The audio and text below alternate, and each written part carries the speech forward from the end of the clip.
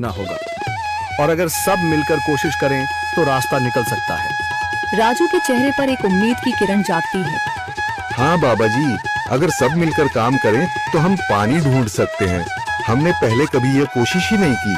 लेकिन इतनी कठिन जमीन में नया कुआं खोदना आसान नहीं। मुश्किल जरूर है, नामुमकिन नहीं। अगर हम मिलकर काम करें तो ये हो सकता है। राजू खड़ा हो जाता है, उसकी आंखों में एक नई रोशनी है। तो फिर हम कल से काम शुरू करेंगे। मैं गांव के सभी युवाओं को इकट्ठा करूंगा, हम मिलकर नया कुआं खोदेंगे। यह कहते हुए वह शामू के साथ गांव के दूसरे युवाओं को बुलाने के लिए निकल पड़ता है।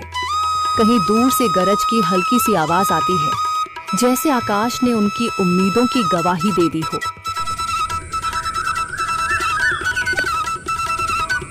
अगली सुबह राजू और शामू गांव के युवाओं को इकट्ठा करने निकल पड़े। चौधरी महेश की हवेली के सामने एक भीड़ जमा है। बाबा जी, संदरी, गांव के कुछ बुजुर्ग और किसान सभी मौजूद हैं। हम हाथ पर हाथ रखकर नहीं बैठ सकते। अगर अल्लाह ने हमें हिम्मत दी है तो हमें खुद पानी के लिए मेहनत करनी होगी। हम एक नया कुआं खोदेंगे। लेकिन राजू, क्या हमें यकीन है कि वहाँ पानी मिलेगा? बेटा, पानी जमीन के अंदर होता है, बस सही जगह खोदने की जरूरत है। हमने अपने बुजुर्गों से सुना था कि पुरानी नहर के पास जमीन नरम थी, शायद वहीं पानी हो। बाबा जी सही कह रहे हैं। अगर तुम सब यह काम करने के लिए तैयार हो तो मैं अपने कुछ मजदूर भेज सकता हूँ। धन्यवाद चौधरी जी, लेकिन हम सब खुद भी मेहनत करेंगे। यह हमारे गांव के अस्तित्व की लड़ाई है। संदरी, जो अब तक चुप थी, आगे बढ़ती है। हम औरतें भी पीछे नहीं रहेंगी। हम पानी लाने की व्यवस्था करेंगी, खाना बनाएंगी, ताकि तुम सब आराम से काम कर सको। यही हिम्मत चाहिए थी संदर। पूरा गांव एक नई उम्मीद के साथ कुआं खोदने की तैयारी में जुट जाता है। दूसरी ओर कुआं खोदने का काम शुरू हो चुका है। राजू, शामू और दूसरे युवा बेलचे चलाने लगते हैं। मिट्टी बाहर निकाली जाने लगती है। तेज गर्मी के बावजूद सब पूरी हिम्मत के साथ जुटे हुए हैं।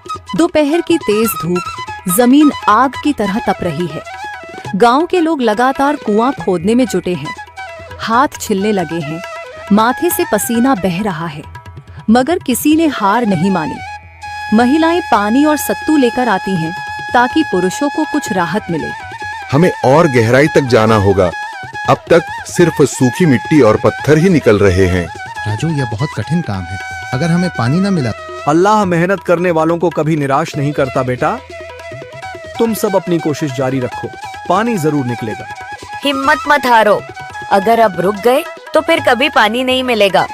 सभी फिर से जोश में आकर काम में जुट जाते हैं, मगर सूरज की तपिश बढ़ती जा रही है और कई लोगों की सांसें तेज चलने लगती हैं। तभी एक तरफ से रामलाल और उसके आदमी हंसते हुए आते हैं। अरे भाई, तुम्हें लगता है कि जमीन तुम पर रहम करेगी? हाँ हाँ, ना समझ लोग, ये सब बेकार की मेहनत है। रामलाल, हमारा हौसला मत तोड़ो। अगर तुम मदद नहीं कर सकते तो कम से कम मजाक भी मत उड़ाओ। मदद? हाँ, मैं अपने कुएं का पानी बेच सकता हूँ, मगर मुफ्त में नहीं दूंगा। राजू सब अनसुना कर फिर काम में लग जाता है। शाम होने लगती है, लेकिन अभी तक पानी का नामो निशान नहीं। कुछ लोग मायूस होकर पीछे हटने लगते हैं। राजू, शायद रामलाल सही कह रहा है, यह सब बेकार है। नहीं शामू, हमें हार नहीं माननी। अगर आज हार गए तो फिर कभी हिम्मत नहीं कर पाएंगे। तभी अचानक फावड़ा किसी कठोर चीज से टकराता है। एक अजीब सी आवाज आती है। राजू चौंक कर देखता है और जल्दी जल्दी मिट्टी हटाने लगता है। अचानक एक ठंडी लहर महसूस होती है। सभी लोग दौड़कर आते हैं। जैसे जैसे मिट्टी हटती है, नीचे से गीली जमीन नजर आने लगती है। सब हैरान रह जाते हैं। सुभान अल्लाह, मैंने कहा था ना, अल्लाह हमारी मेहनत को झाया नहीं करेगा। राजू और बाकी सभी जोर लगाते हैं। कुछ ही पलों बाद अचानक मिट्टी के नीचे से पानी की एक छोटी सी धारा फूट पड़ती है। गांव वाले खुशी से चिल्ला उठते हैं। पानी, पानी निकल आया।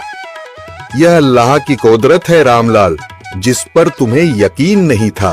पूरा गांव आनंद से झूम उठता है। लोग एक दूसरे को बधाइयां देते हैं। औरतें दुआ करने लगती हैं। कुछ दिन बीत चुके हैं। गांव वाले नए कुएं से पानी भर रहे हैं, खेतों को सींच रहे हैं और जिंदगी फिर से पटरी पर लौट रही है। मगर रामलाल अब भी